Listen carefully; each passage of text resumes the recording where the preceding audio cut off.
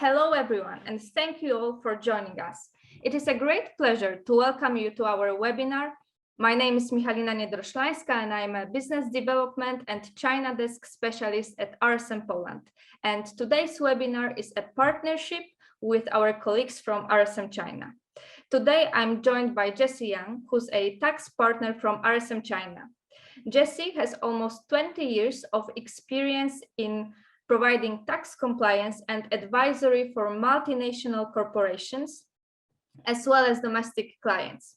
She has been extensively involved and advised clients in the areas such as tax-optimized business models, Chinese market entry strategy, negotiation of financial subsidies, cross-border payment settlement issues, to mention just a few.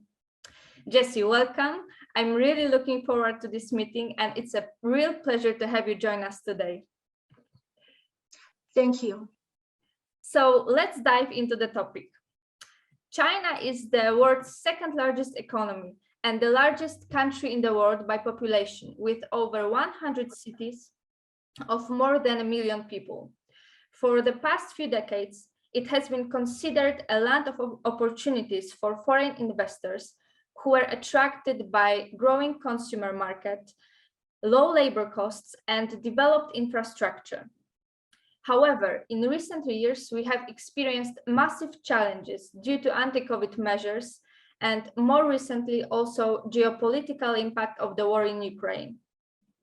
You support many foreign companies operating in China. So at the beginning, I would like to ask you from your own experience, are there still any opportunities for foreign investors willing to enter Chinese market?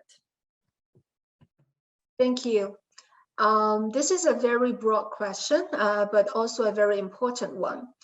With the opening up of economies since 1980s, China has been transformed from the sluggish planned economy system to a very lively market economy system. China has maintained strong and steady growth over the past 30 years, with its GDP growing at an annual rate of 8.1% in 2021, reaching US $17 trillion. China has been the second largest economy in the world for several years already. Against the backdrop of the pandemic and struggling world economy, China's economy has actually continued to recover and develop during the past 2 years. As a result, and as a professional firm supporting all the foreign business in China, we still see many different opportunities for the foreign investors to enter China market. First of all, while COVID has brought negative impact in overseas markets, China has proved itself as having a quite stable supply chain and super large scale domestic markets, which are both very attractive to the global investors. By statistics, there were over 61,000 newly established foreign invested companies in year 2021, with an increased rate of 23% compared with the same period last year. And in addition, existing multinational companies in China have also been expanding their investment here, particularly due to COVID-19. Some local Chinese companies with core business competitive advantage are suffering from cash flow shortage. Therefore, it could be a very perfect timing for the foreign investors to pick up some really good deals in China right now by merger and acquisitions. Meanwhile, the Chinese authorities in recent years are putting continuous efforts to improve the business environment in China. With the enforcement of the foreign investment law, China is further narrowing down the negative list for foreign investment and issuing a series of policies to simplify the foreign business procedure in China. This is to ensure that the foreign invested entities could run more smoothly in China without too much admin burdens, and to ensure the foreign investors can participate equally as the domestic companies in the government procurement. Tax-wise, as you know, we are doing tax. The Chinese tax authorities are providing continuous tax incentives to foreign investors and cross-border business, such as individual income tax exemption on certain benefit-in-kind items for foreigners working in China, value-added tax exemption or zero-rated treatment for exported service. In addition, if the multinational companies set up regional headquarters or China holding companies in China, they can also enjoy different types of incentives in China, including many different tax benefits. All these preferential policies would encourage the foreign investors to put a more strategic position in China in their global business plans. In addition, China is gradually growing into a big country that creates intellectual property rights. Intellectual property is not only the result of innovative intellectual labor, but also the key force to organize and govern the industrial chain. According to year 2021 Global Innovative Index reports released by World Intellectual Property Organization, China's innovation capacity is gradually increasing. Compared with year 2020, China's innovation index rose by 2 places, surpassing Japan and ranking number 12 in all countries in the world, and ranking even number 1 among all middle-income economies. In terms of innovation investment, like R&D activities, China is one of the world's largest R&D expenditure countries. Supported by relevant tax incentive policies for R&D activities, many foreign investors nowadays are already considering shifting their global R&D functions to China. Mm-hmm. So you've mentioned many opportunities that foreign investors may take advantage of while entering Chinese market. But I would also like to ask you about the challenges that you identify that foreign investors may face. And most importantly, how would you advise them to respond to those challenges? Yes, as you know, China has been attracting foreign investors for 30 years. There would definitely be some new challenges for the investors compared with the early times, such as the increased labor cost and the intensity of the competitive local market here. From our experience, despite of the increased labor costs compared with 30 years ago, China still has special advantages on talents, quality, logistics, and infrastructures. Although you may hear that China's demographic dividend has disappeared and the labor costs have continuously rose, which both cause the price advantage of China products to have gradually weakened. Practically, some multinational companies moving their manufacturing centers to Southeast Asia in previous years have eventually moved back to China. The reason is eventually the foreign investors moving there find China is still more cost efficient in practice when it comes to real overall talent quality, communication and management costs, transportation and logistic costs, etc. As for the more and more competitive local markets, it's true and it could be a challenge for the foreign investors, as making business successful in China is no longer that easier compared with 20 or 30 years ago, where, at that time, there are still very few foreign business players in the China market. Nowadays, in most industries, there are already both foreign players and domestic players competing with each other in the same sector. So actually, foreign investors should be fully aware that China's industrial chain has been constantly upgraded.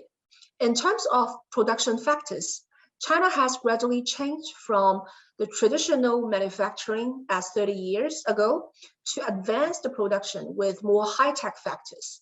China domestic companies are already devoting much in many activities to achieve advanced production or advanced services.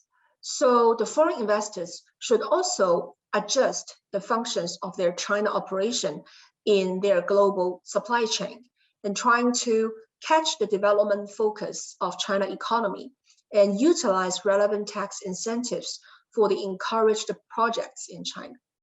For example, the Chinese governments in recent years has sent clear signals that the country would welcome innovative and technological activities, and which are further supported by corresponding tax incentives, including for the high-tech companies supported by the states, or for the technology advanced entities, the corporate income tax rate could be reduced to 15% as opposed to the statutory 25%. So that's a big reduction. And qualified R&D expenses incurred are allowed to be additionally deducted for corporate income tax purpose by 200%. Technology advanced service companies would be entitled to the reduced corporate income tax rate of 15% as well. And qualified services provided by Chinese entities to overseas parties could enjoy the VAT zero rated treatment or the VAT exemption. So all these tax incentives would definitely help the foreign investors with their cash flow in China. And then the investment return from their China projects could be improved. And then it can make them more competitive in the local Chinese market. Okay, so what steps should be taken before entering Chinese market? So for the new average foreign investors coming to China, we would recommend, first of all, an effective site selection to maximize the potential financial incentives could be obtained by them. In China, there are different types of local incentives. For some national zones like Hainan Free Trade Port, Great Bay Area, Western regions, they have announced preferential tax policies for corporate income tax. And for example, qualified industrial enterprises will be taxed at a reduced rate of 15% for corporate income tax. And the individual income tax burden for high-end talents and in short supply exceeding 15% can be exempted in Hainan Free Trade Port.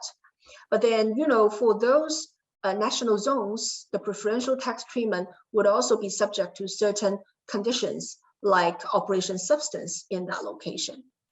And the other type is that apart from the national zones, nowadays, many local governments in China, with a view to attract investment projects to their own areas, they would also offer various financial incentives to encourage foreign investors to register the proposed projects or legal entities there.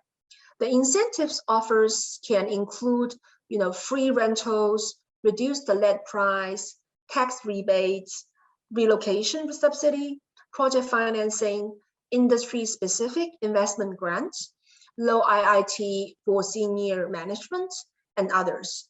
Each case is to be negotiated on case-by-case basis, depending on different factors. For example, the nature and size of the project, and the status of the foreign investors. And for government encourage the sectors and projects for that location. Normally, the incentive offers can be quite substantial based on our experience. So from a tax perspective, what are the common risk areas that you like to remind the Polish companies who plan to enter Chinese market or those who are already doing business in China? Yes, as you may have heard, China tax regime is actually quite complicated. So during the operation stage, foreign investors shall pay attention to some of the commonly seen tax issues, such as if the headquarters from Poland sends the individuals to work in China, especially foreigners. Relevant individual income tax and a permanent establishment exposure shall be carefully assessed in advance. Certain natures of activities rendered by these foreigners in China would, especially if it lasts for more than 183 days, would easily trigger both individual income tax exposure and also corporate income tax exposure under PE assessment. And secondly, normally when the foreign investors consider the holding structure for tax purpose, when setting up the legal entity in China, They should also note any holding company without substantive business activities may jeopardize the tax treaty benefits application. So the substance requirement shall be well managed before designing the whole investment structure. And thirdly, related party transaction would commonly attract very close attention from the Chinese tax bureaus. There are statutory requirements for local files of transfer pricing documentation if the volume of related party transactions reaches certain threshold. Furthermore, large amount of outward payment from China to overseas related parties would be eye-catching, and transfer pricing adjustment may also arouse stringent focus by tax and foreign exchange bureaus during the entity's daily operation. These are just some of the highlighted tax items that foreign entities normally encounter during their daily operation. Of course, when it comes to implementation on daily basis, there would be a lot of different practical issues. And also, as China is big, the local practice between different regions, between different tax bureaus may be different. So the foreign business are always suggested to consult professional firms and advisors to better react to the practical problems and then mitigate the risk in China. Mm-hmm. Well, it seems that Chinese authorities are fully aware of rising fears among foreign investors and corporate leaders who for the past 3 years have become more and more detached from their Chinese operations with limited traveling opportunities, supply chain disruptions, and unpredictability of anti-COVID measures. So to speed up economic recovery, the municipal government of Shanghai has released a 50 measures action plan on May 29th. So could you please share with us what are the main measures aimed at supporting foreign funded enterprises and to resume work and production? Yes, you may have heard over the past 2 years, the Chinese government has insisted on the general policy of dynamic zero COVID and try their best to prevent the COVID outbreak in China. Currently, in most regions in China, people have normal life and the works are normal, while China's national infection rate and mortality rate are still being the lowest in the world. The implementation of dynamic zero COVID policy in China actually minimizes the number of sick people and hence ensure the business in China can function normally at the largest extent. This enables the stability of supply chain in China and bringing greater certainty to the global economy recovery. In the meanwhile, there have been certain lockdown in some of the cities in China this year. The Chinese government keeps taking actions to reduce the negative impact of such anti-COVID measures, like lockdown, travel restrictions, etc. So the government has issued a series of policies to promote enterprises to survive, help them to survive through the tough time. And using 50 measures action plan by Shanghai government as an example, it includes postponing the payments of social insurance premium, housing fund, and corporate income tax. It encouraged and guide the rental exemption for small and micro enterprises, individual, industrial, and commercial households. And it reduced the fee by multinational channels, including water fee, electricity fee, natural gas fees, etc. And sometimes they offer one-time subsidy for entities enrolling in unemployed persons and college graduates this year in Shanghai. And if they have no layoff, they may have the one-time subsidy as well. And they also implement the value-added tax rebate policy for the VAT amount that could be carried forward for the following period for credit. So these are to improve the cash flow of the entities running difficultly during the time. In addition, there are also many unified tax exemptions and reduction policies issued to relieve the company's burden, especially to those micro and small, medium-sized entities. For example, from corporate income tax side, the statutory tax rate is 25%. However, for the small and micro enterprises with annual taxable income less than 1 million RMB, the corporate income tax rate could be reduced to as low as 2.5%. And if their annual taxable income amount exceeds 1 million, but not exceed 3 million RMB, the corporate income tax burden could be as low as 10%. So it's quite big reduction compared with 25%. And for the value-added tax side, small-scale VAT payers would be subject to 3% before, but then this year they could be even exempted from this 3% as an extra support. And there are other miscellaneous types of tax. The government is also reducing the levy of resources tax, urban maintenance tax, construction tax, property tax, urban land use tax, some of the stamp duties. So by 50%, the small enterprise and the individually owned business can enjoy these benefits for their cash flow to survive through the tough time. Overall, we think despite that China is experiencing some struggles with the zero COVID control measures, we believe the short-term risks and issues arise therefrom will not fundamentally change the attractiveness of China to foreign investors for long-term purpose. Mm-hmm. Okay, so I have the final question for you, Jessie. Could you please share with us what can RSM China do to support Polish clients who plan to enter to China or who are already doing business in China? Yeah, that will be our pleasure to support all entities from Poland who would like to do business in China. So basically, RSM China, we can provide one-stop services to Polish companies. Either they want to enter China market now or already doing business in China.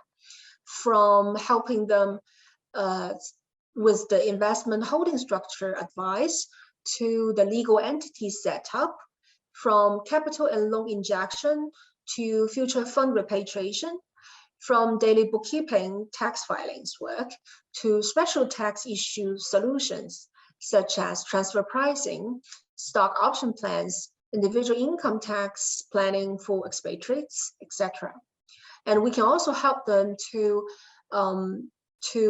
apply for different types of preferential tax treatments, tax incentives, and then we will be your business partner in China and grow together with you. So yeah, you can reach out to us for any questions related to business or tax in China. Perfect. Jessie, thank you very much for today's conversation and for sharing your expertise. It was a pleasure for me to talk to you, and I hope that it's not the last time we have a chat on China. Sure, it's my pleasure, and I'm very glad to be here sharing the observations. Thank you very much. Thank you.